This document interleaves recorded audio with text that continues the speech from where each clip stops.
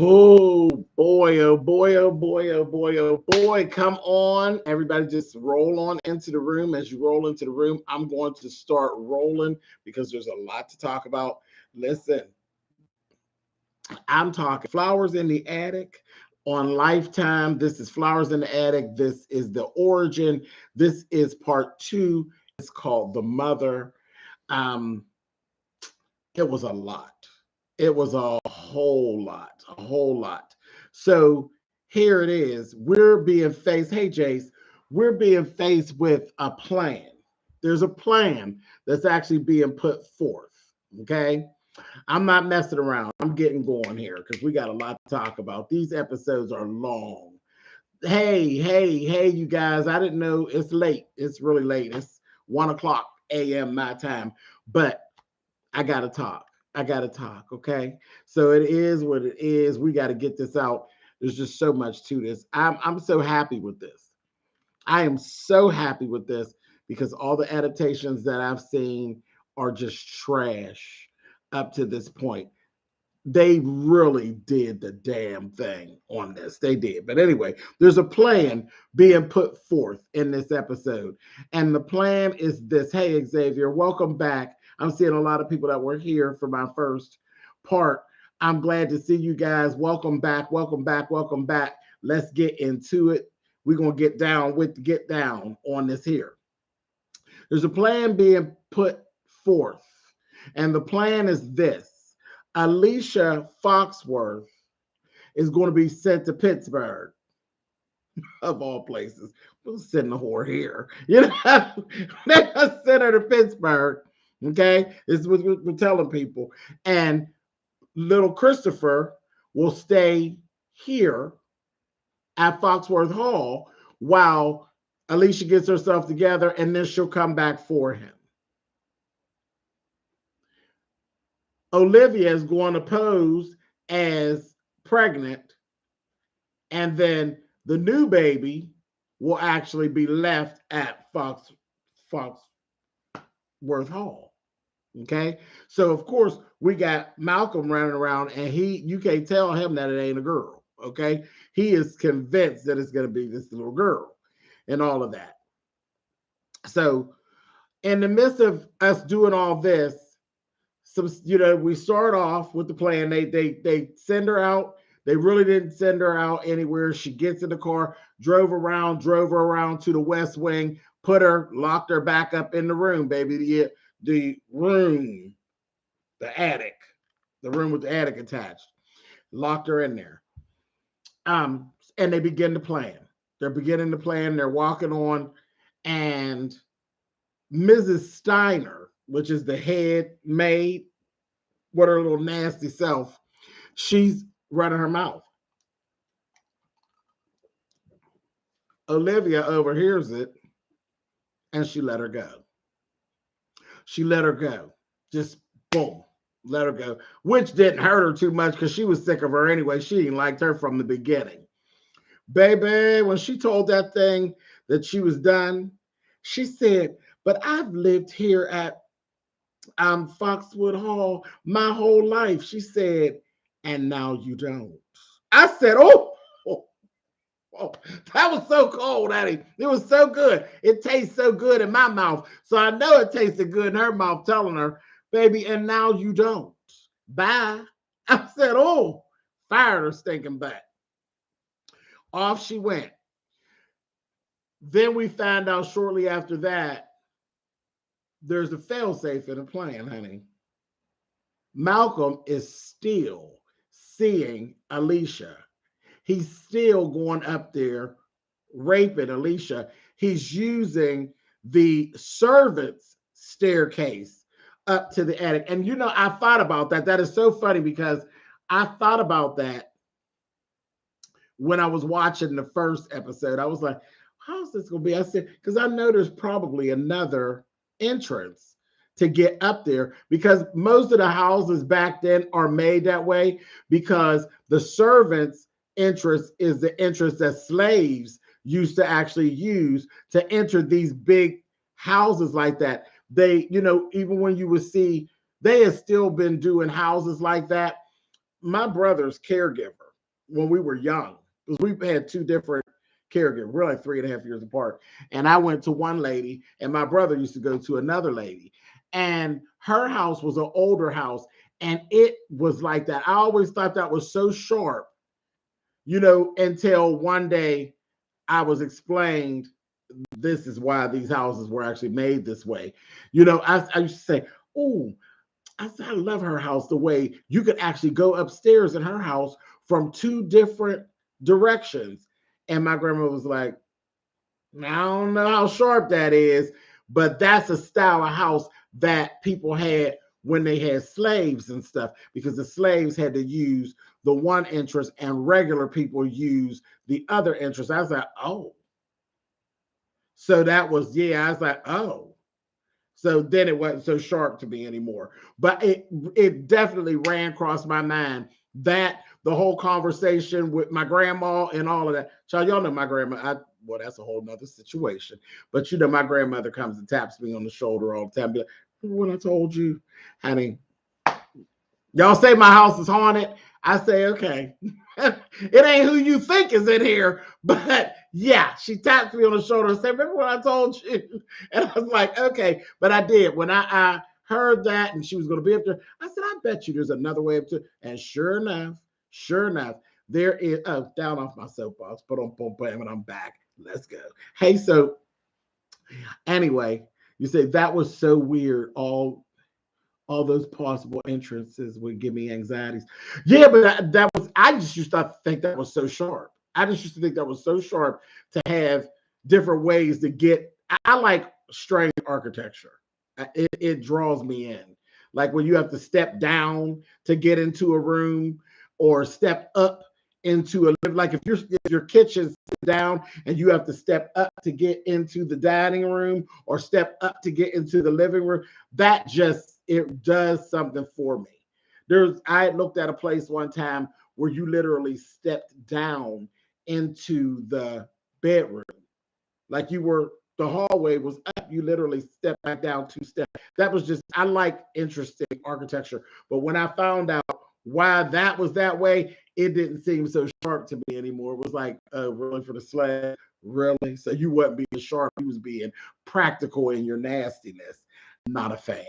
Anyway, off the soapbox, but I'm back. Okay, so still violating Alicia. Okay, so Alicia had actually told Olivia, you said that I was going to be safe. You said that everything was going to be all right, but you were wrong.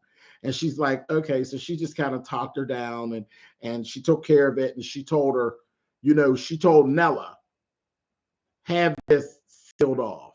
Just have that sealed off and all of that. She ended up making Nella the head of staff at that point. And Celia, which is Nella's daughter, told her, Mama, She said, she's white. She is white. Just because Judas wasn't the devil didn't mean you should trust him. Because she kept telling her, no, she's different. She's different. She's my friend. No, girl, she's first. She white, child. She's a white woman first. All that other stuff you talk about, whatever. Whatever. And remember, Celia is part white herself. She's mulatto, and she actually is her daddy. That's her daddy. But anyway, she ain't got it for all that. So then we get into this whole other little part we ran into. Thank you, Fran J. We get into this other part where stuff goes down. Alicia is like fed up. She literally says, I'm done. I'm done. I am done. Because she had actually cut her hair too. She came there, when she came to her with all that, she told her, she said, let's cut your hair, because if she makes her not look good and pretty, then he won't want her. So she cut her hair and all of this. And one day she was looking out the window and she started seeing how little Christopher was taking to Olivia. He literally, kids do that.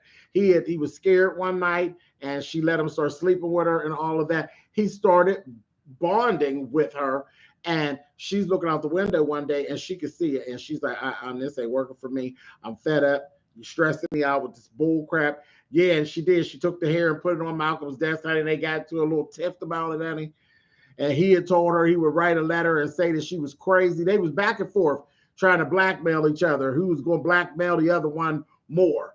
And child coming to a standstill, okay? But she was standing her ground. She was standing her ground with him, baby. But anyway, old girl was like, that's it. I've had it.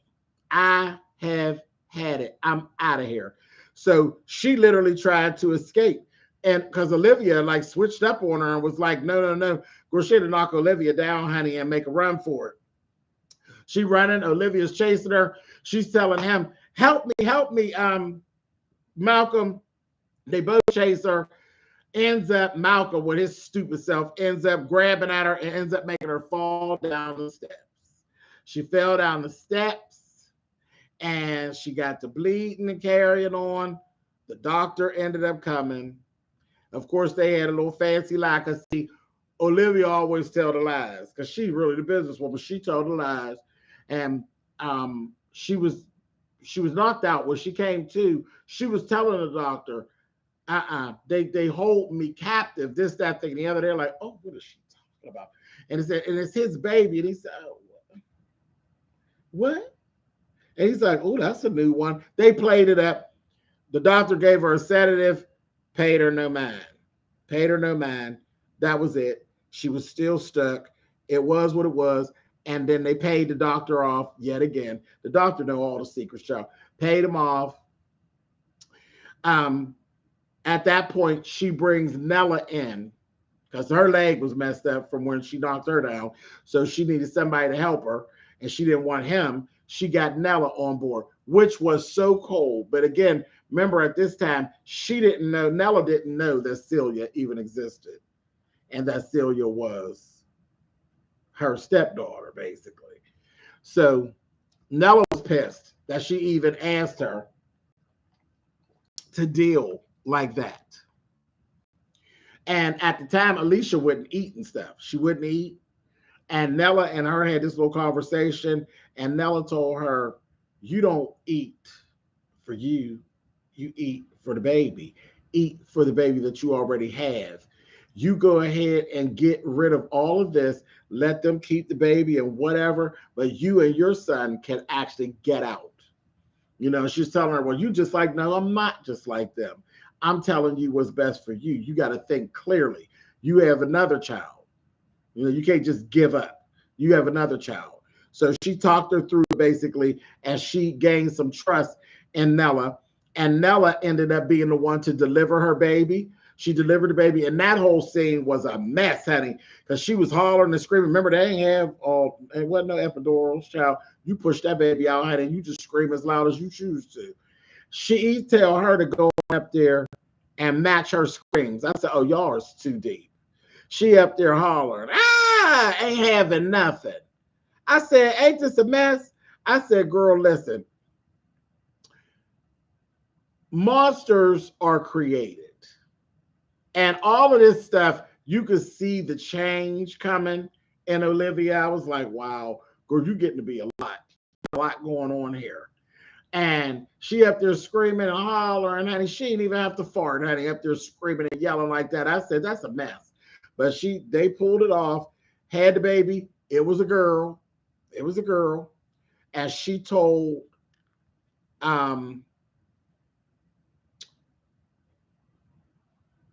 Nella, it said, don't ever forget who they are. Don't ever forget who they are.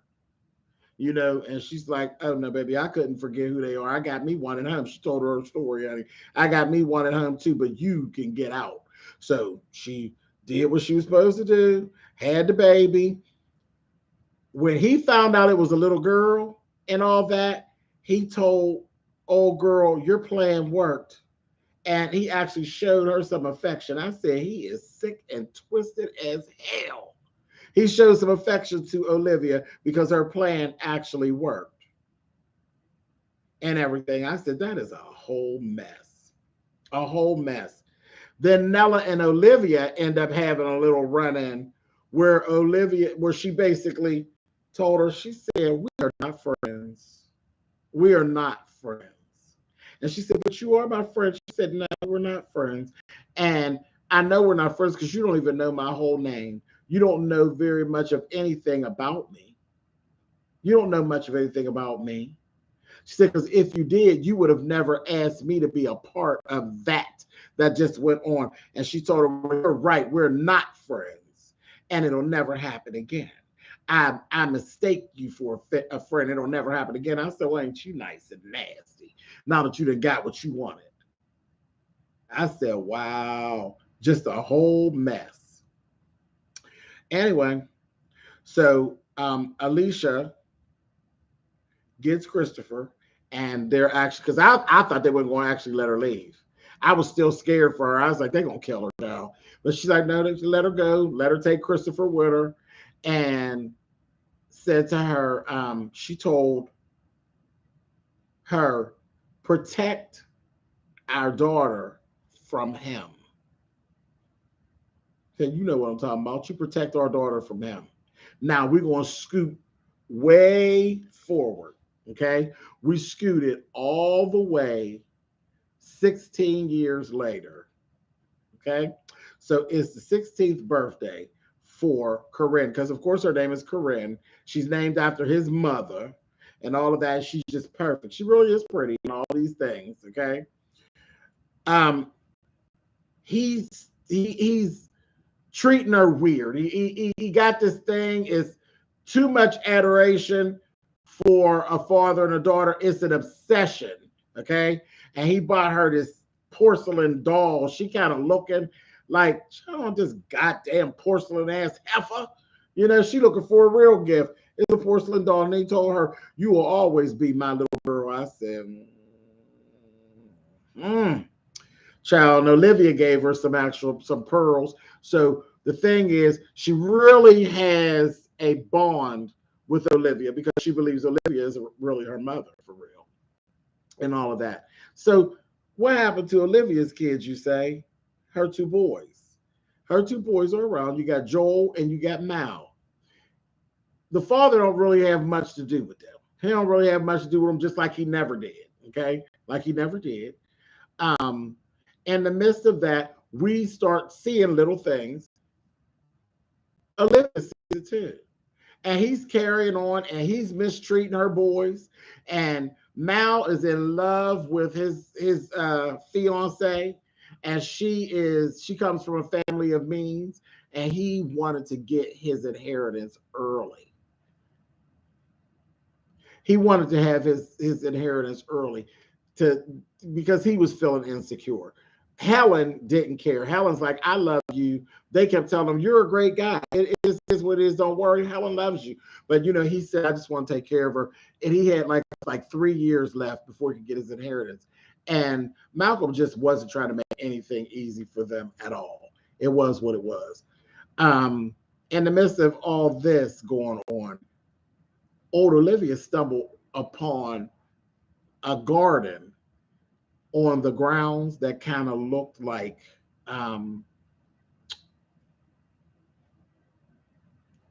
she called it the poison garden. It looked like the damn pet cemetery, Annie. But there were like poison, like berries and different things out there.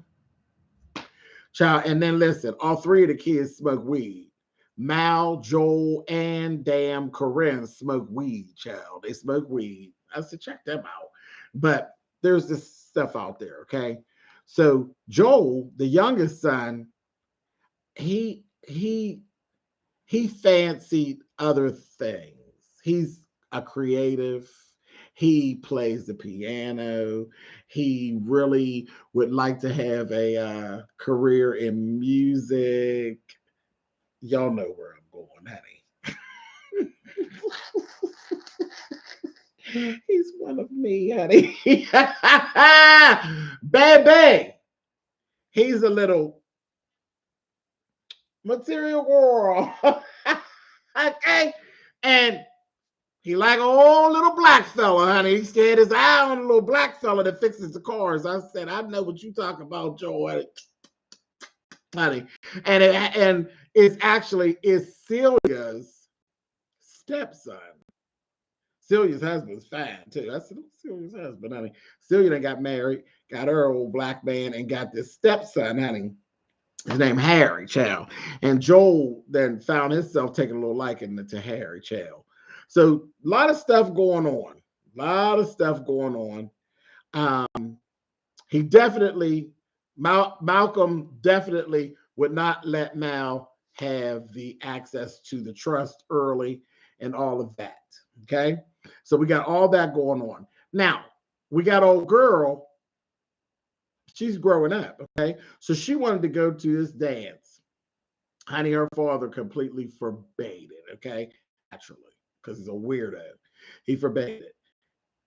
Her mother, Olivia, sneaks her out and takes her onto the dance. This little whore, baby, she is her father's daughter. Do you understand me? She going off to the dance, baby. She busted wide open. She gets pregnant. Her mother keeps the secret, takes her to have an abortion. Her father ends up like seeing, he's stalking him. He sees it. And he is so mad. When the next day, baby, they come down. She told her, I got you. She was a hell of a mother to her. Now, I'm going to give Olivia that. Olivia was a hell of a mother to Corinne, knowing that Corinne is not her daughter. She's not really biologically anything to her. She literally took her on and raised her as hers.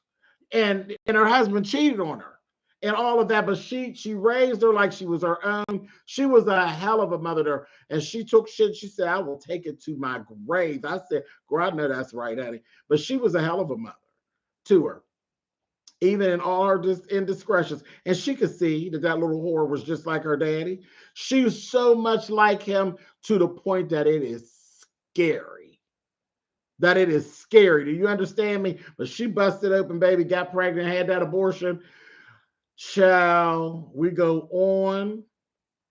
That next day, they sit down there. They talk about they was reading books last night. Both of them reading books. He said, y'all was both reading books? And y'all was both up all night? That's why y'all tired today? And child, when old girl went to say something else, he said, don't do it. Don't sit and lie to me at my own table. I don't want to hear it. I know where you were. You took her to that place. He got over there and leaned down in her face and said, you're a filthy whore like the rest of them. I said, oh, shit the fuck. And that's the sick part of Malcolm. Malcolm really feels like all women are trash, except for his mother, which she's just perfect trash, but trash nonetheless. I guess his mother is, trash collects in corners. I guess that whore stays in the middle of the floor. She don't collect in the corner. But Corinne is perfect. She's completely perfect. And his mother is less than perfect. She's perfect trash. But all other women are nothing. They ain't worth shit. He sure said it. You're a whore like the rest of them. The rest of who? So they ain't told the rest of the women, you jerk. He was a mess. He was a mess.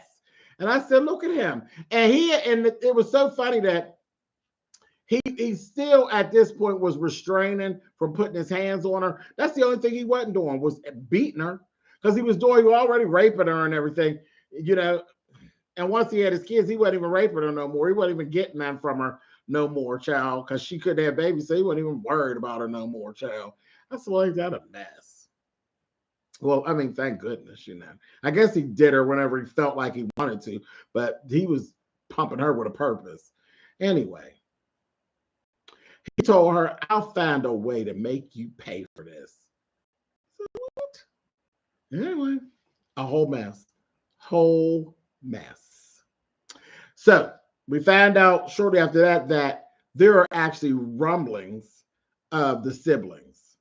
People know about the fact that Celia is their sister and stuff like that. So it hasn't really been kept under wraps. People know and people whisper about it, okay? So then Mel actually heard about that when the siblings sat down and they were talking about it, because Corinne didn't know about it. She actually heard it. You know, she just heard about it and was like, okay, whatever, cool, no problem. So Mal decided he gonna go in there and blackmail the father with it. He goes in there and he blackmails him and says, listen, this is what you're going to do. You're going to forward me my trust, or I'm going to tell mom that Celia, who is Nella's daughter, is actually our sister. And he literally called his bluff. He said, Olivia, come in here. And then told her, he said, well, told him, tell your mother. Go on and tell her what you said you was going to tell her. I said, no, he didn't. He's like, no, never mind. Just forget the whole thing. He didn't want to hurt his mother, you know. And he says, go ahead. Tell her. Tell her that Celia is my daughter. Go on and tell her. And he said, why do you do that? Why would you do that? Why would you hurt her like that for no reason? Just why would you do it? It's like, you are evil. And he told him, he said, before you get that money, you'd have to step over my grave to get it before time for you to get it. He said, well, maybe that'll just happen. I said, oh, my, y'all talking that good hot shit to each other. I said, okay. So a little bit after that, the mother, Olivia, catches old peeping Tom staring at Corinne out there in the lake skinny dipping. He over there just watching. She caught him. And that night, baby, they was sitting there eating dinner. And the next thing you know, honey, he's giving. I said, everybody's just looking. Are you okay? It was so shady. Like, you're hated by everybody in the house. Everybody just looking at him. Even the servants. Are you okay? His ass fell off and dragged the sheet, child. The tablecloth off and the food on the floor. He down there all messed up. Child, but he didn't die. He didn't die. It just gave him a bad allergic reaction, okay? They didn't put it in the food, child. He blamed Mal for doing it. But it wasn't Mal. It wasn't Mal at all. It was Corinne. It was Corinne who actually did it, because he told her once she had that baby and that, or had got pregnant, she was like locked to the house. He was locked to the house. He wouldn't let her out. She was like a prisoner in the house, and she was pissed. She's just like him. She's a tyrant, honey. I said, look at her, honey. I see you, Miss Corinne, honey. You giving me the bad seed tease thing. I said, oh my goodness.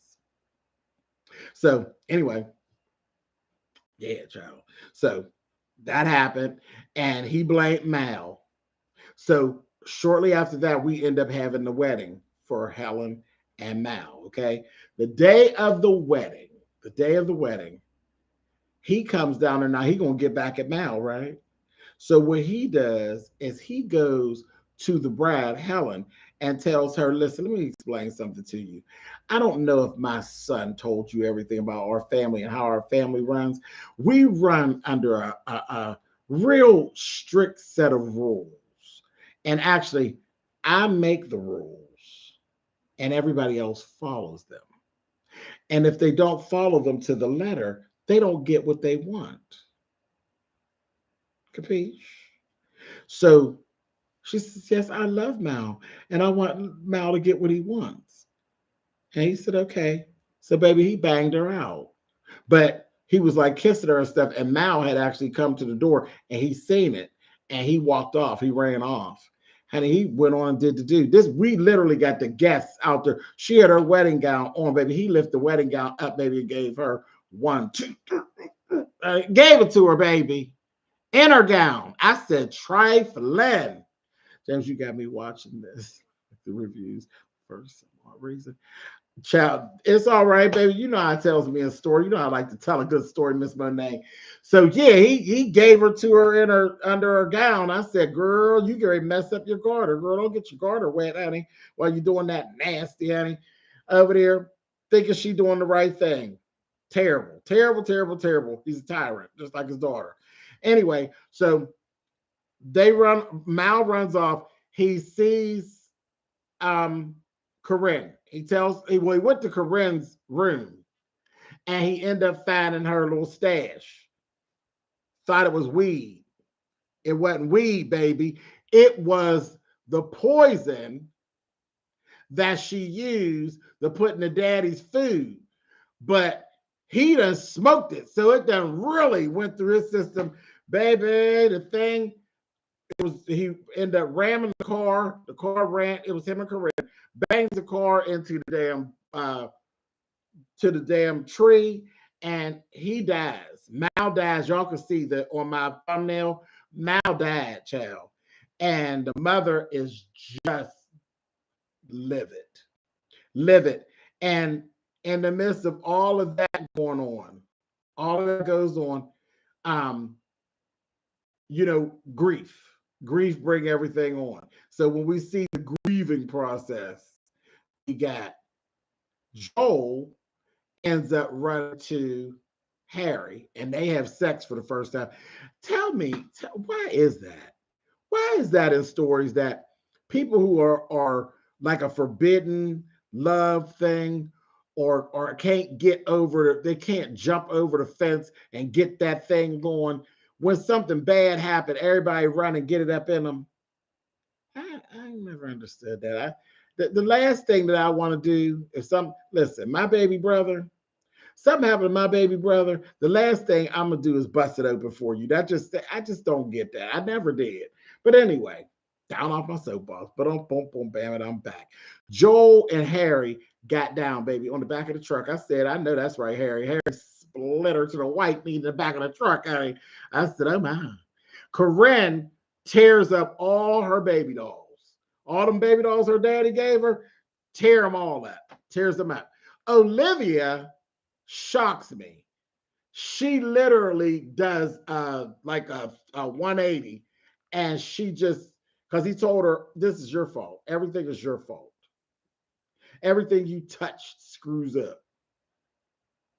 She surrenders for like the next few years. She literally just surrenders to Malcolm. She like, he believe in him. He done beat her down mentally to where she really believed in. Every time she tried to make a move, it screws up. So she literally surrendered. So you wanted to ask me a question. Write it down there because we're just about done with this review. So write down what the question was you had for me. She just all out of sorts. So she turns herself over, and then when you say just when you thought things couldn't get no worse, baby, there's one old nasty at the door. Guess who is at the door, baby? None other than Miss Alicia Foxworth, honey. I said, oh, 16 years later, baby, she's standing at the front door. I said, oh, hell. So this is what we got going on. This is how this section actually ended. A mess. A mess. Let me tell you, each of these pieces are like 86, 88 minutes each. Never a dull moment. Were you interested in more of the backstory of the mother? I wanted to know more of the mother. Which mother? You talking about Alicia? Is that who you talking about? You talking about Alicia Soap? Or are you talking about more further back on Olivia? Because I think we went back far enough on Olivia. I didn't need to go back no further. She's pretty dull. She's pretty dull before she met her husband. I wanted them to make more episodes before we got to the attic part. Child, they gave you 8 hours worth before you. Malcolm and the mother. No. Oh, no. We got Malcolm's whole story. His mother, from the age of 5, he knew his mammy wasn't shit from the age of 5. And then that mother, we knew she was 17 years old when she actually had him, and she was 22 when she walked away. At 22, she escaped. They definitely could do something more on what she was doing prior, but I don't think it really is all that important to the story. She ran off and she was just a hoe, child. She probably used her looks to get what she wanted, child, until she ended up perishing. I wanted to know what happened in that bedroom. Nothing. He watched her be a narcissist. He learned his narcissistic ways from watching her. She was, not only did he think she was perfect, she thought she was perfect too. That's what I got about the bedroom. Everything, and that strange adoration he had for the mother, all of that grew in that bedroom. All of that grew in that bedroom. He felt so close to his sexuality in that bedroom, which was a sick, twisted piece of who he is at his actual core. Because I thought it seemed like the mother molested him. I don't believe she ever molested him. I believe he just is just in him to have just a sick, he just got that, whatever that thing is. I don't think his mother did anything to him. I think it was all him. That was his own little man, and he was just that in love with his mother. Like some of us just look at our mother and we love her so much you want to be like her, you want to smell like her. That's when you end up being a little drag queen like me. When you want to smell like her and you want to be like her. My mother didn't wear like frilly stuff. My mother she regular round the way chick. My grandma was the one, honey, that wore the rhinestones and the furs and all that. But I didn't have adoration where I wanted to get a little taste, but I just wanted to be just like her, child. And I think his was something. It was like, because who else is he around? They weren't around nobody else. And he just had a little sick, twisted thing going on. Just weird, honey. And his blood was bad, honey. The blood was something wrong with the blood, honey. Blood was bad. Listen, this is it for episode 2. This is what I want y'all to do for me. I'm going to end this because I need to keep these separate. Like I said, each of these parts are like 80 minutes long. So I can't be holding people like that trying to do reviews. When reviews is too long, they don't watch them. Y'all don't watch them. Y'all be like, is you crazy? So I'm going to end this live right here and leave part 2 as part 2. I'm going to come right back.